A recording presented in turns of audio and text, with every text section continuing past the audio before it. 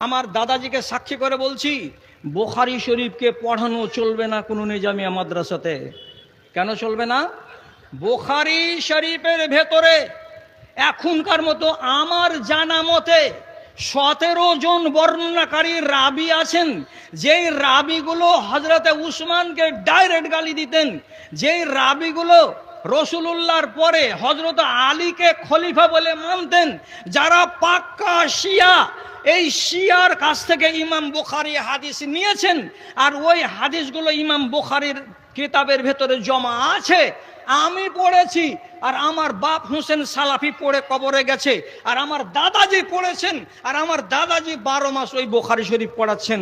যদি জালালাইনের ভেতরে 2-3 জায়গাতে গন্ডগোল থাকে, তার জন্য যদি জালালাইনকে বাদ দিয়ে দিতে হয়, তাহলে বুখারী শরীফে শিয়া রাবির রিওয়ায়াত করা হাদিস আমার মতো আহলে হাদিস কেন পড়তে যাবে? আমি নিব না ওই কিতাবটাকে। আমার বলা কি অন্যায় হবে দাদা?